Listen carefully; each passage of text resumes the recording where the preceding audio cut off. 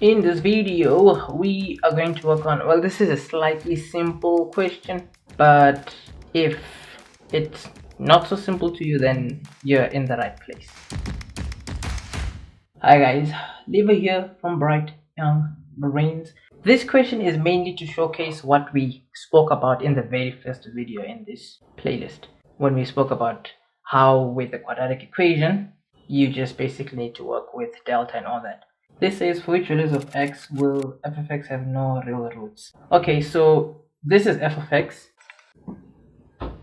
and this question would only make sense if it was worded out like this. Yeah, that was like a typo, a serious one.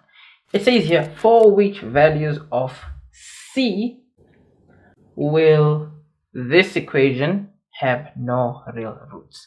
Yeah, that's better. So in terms of you working out where this equation has no real roots, firstly, where f of x is, you just want to throw this there. And then with nature of roots questions, you want to put everything on one side and you want to make sure that it is in standard form.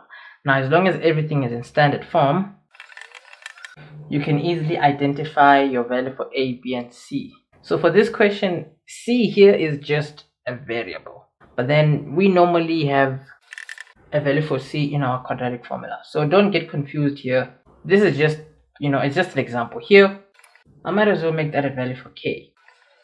Yeah, I think that makes things a bit better, because this example is from a past paper. They just used the variable c. It's not to say it's more confusing or there's more to it. No, it's just a variable.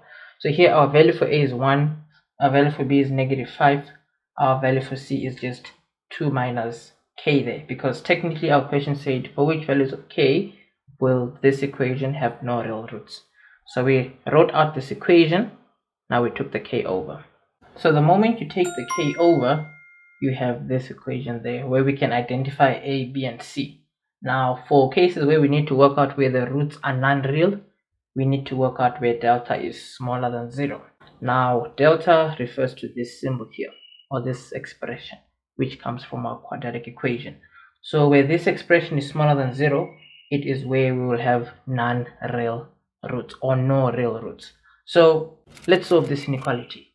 B, we know it is just a -5, a is 1, c is that value. So solving this inequality, we can see that k needs to be a value that is smaller than -17/4.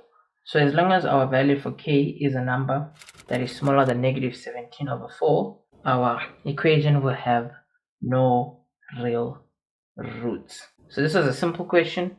Obviously, there are slightly harder questions in this playlist.